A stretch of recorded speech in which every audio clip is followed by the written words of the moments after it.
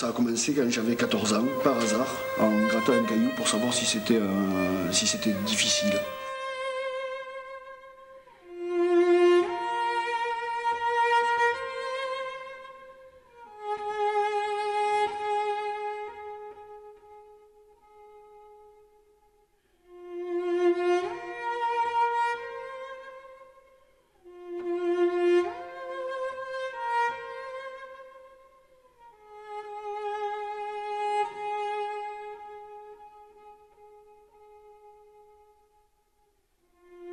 Écoutez, j'ai eu la chance de rencontrer Serge Lorquin qui était prix de Rome en sculpture et qui avait la qualité d'être très sévère. Mais c'est vrai que je ne lui rendrai jamais hommage suffisamment dans la mesure où il m'a apporté véritablement tout ce que je sais, je crois, aujourd'hui en sculpture.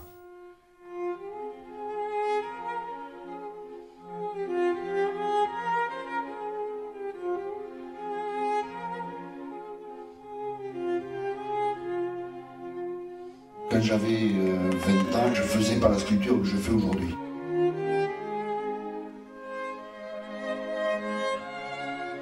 Lors de ma première expo, il y a le journaliste de Sud-Ouest, si je me rappelle bien, a dit « Les fantômes de Marc Petit ».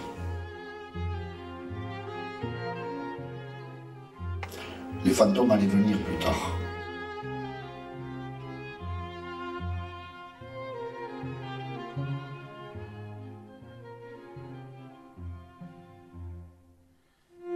Quand on est confronté par exemple à la mort, on se rend compte de l'absurdité des choses, de l'absurdité de notre condition. On se rend compte aussi, évidemment, que si on m'offrait l'immortalité, ce serait tout aussi absurde. Et que la mortalité ne me convient pas plus. Et effectivement, ça nourrit mon travail, sans doute.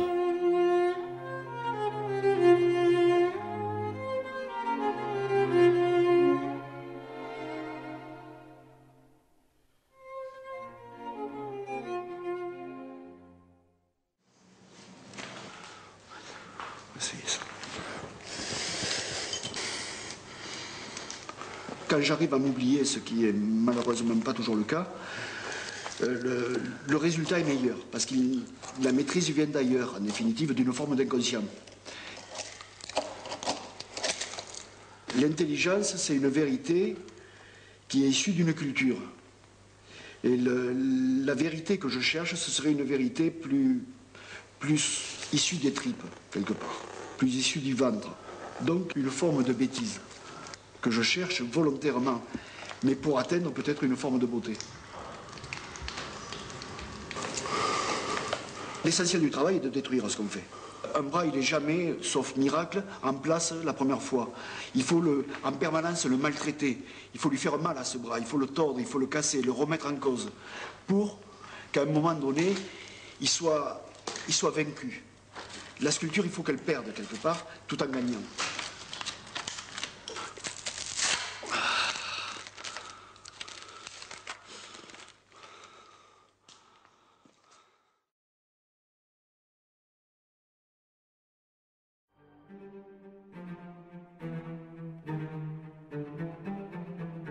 Je ne sais pas peser ma sculpture.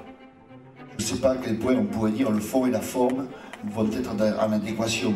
À quel point le pathos ou l'image qui est véhiculée par la sculpture va être pesée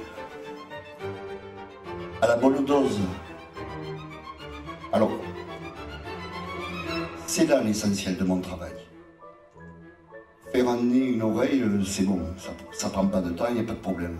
Par contre, savoir que le nez et l'oreille vont dire précisément ce que je veux qu'elles disent, qu'elles ne vont pas le dire trop fort ou trop faiblement, c'est là l'essentiel de mon boulot. Et là, il n'y a pas de réponse, il n'y a pas de recette. Accentuer par exemple le regard, c'est des fois bouger le petit doigt. Et c'est là que la sculpture devient vraiment magique.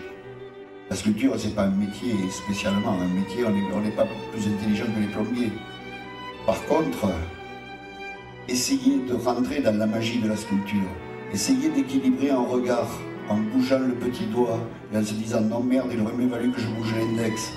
Et ça, vous vous rendrez compte qu'avec le corps humain, encore une fois, le seul que nous habitons, vous vous rendrez compte que ce corps humain-là nous offre, nous, sculpteurs, une possibilité incroyable de possibilités. Alors, bien évidemment que le corps est présent dans mon travail et que c'est la préoccupation essentielle, puisque je sais qu'après tout, je n'ai que ça et qu'il faut faire avec.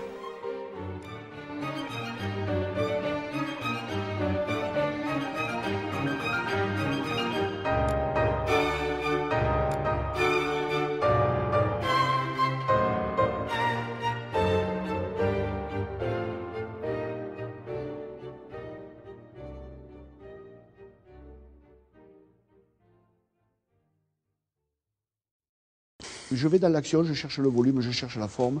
Je sais que ça ne donnera rien parce que je ne suis pas dans les conditions où il faut.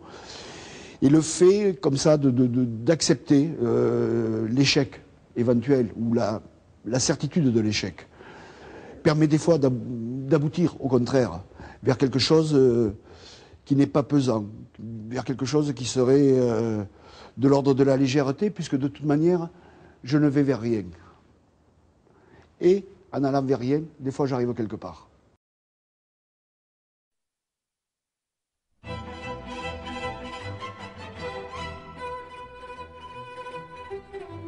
Quand je suis sculpteur, j'ai l'impression, quand je suis à l'atelier, autant que je suis là, j'ai conscience de mon corps, j'ai conscience d'avoir un corps fatigué aujourd'hui par exemple. Il y a des fois où j'ai conscience d'avoir un corps en forme. Quand je suis à l'atelier, en définitive, c'est très différent parce que je vais à l'atelier, je ne sais pas du tout ce que je vais y faire. Je ne suis pas là pour adapter un scénario qui serait écrit déjà. Il va se mettre en œuvre. Et effectivement, avant qu'il se mette en œuvre, il y a un mouvement. Je marche, je me promène dans l'atelier, je bricole, je prends de la terre, je prends du papier, je dessine, mais rien n'est écrit. Ce mouvement-là a peut-être un intérêt quelque part. Peut-être que c'est comme s'il y avait un échauffement pour un sportif. Et au bout d'un moment, quelque chose va se passer.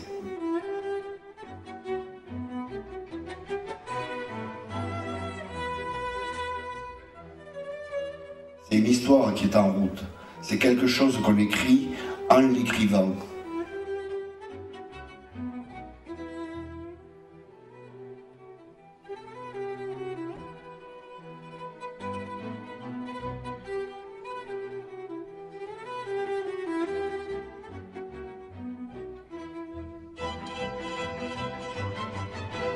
Évidemment que la sculpture, si j'ai un intérêt pour la faire, si j'ai un intérêt pour la sculpture, c'est que je ne sais pas ce qui va se produire.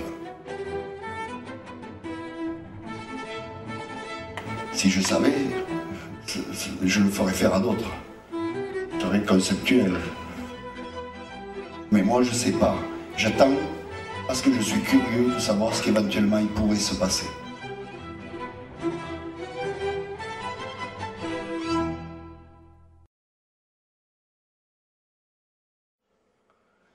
Et souvent, ce personnage qui serait par exemple un homme les bras levés, finit par une femme assise.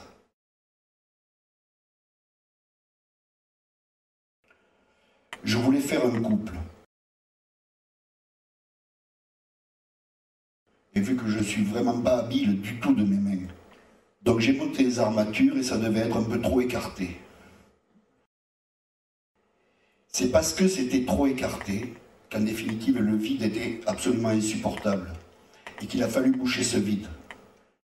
Alors j'aurais peut-être pu y mettre un pot de fleurs ou une vache. Il s'avère que j'y ai mis un personnage au milieu. Il s'avère aussi que bien évidemment je ne suis pas naïf, je crois à certaines choses. Et que cette troisième personne en lévitation qui écarte les bras a un lien avec la foi que je n'ai pas, mais qui éventuellement peut venir comme image dans mon travail.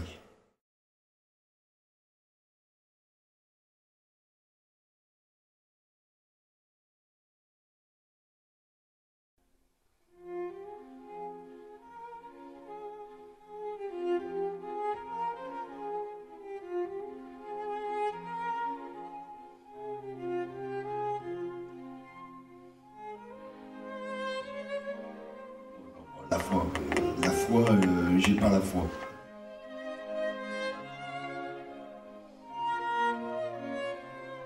Non, mais j'ai la foi quand même. Le problème de la foi, ce serait tellement simple, mais aussi tellement sclérosant, ou tellement... si j'avais la foi, moi je te promets, je me fous là et j'attends. Si je vais tous les jours travailler, si je veux essayer d'être là et d'embrasser mes enfants, on va dire, c'est que je sais ou je suis convaincu, à tort ou à raison, que quand je ne serai plus là, je les embrasserai plus. Voilà, ça répond au problème de la foi.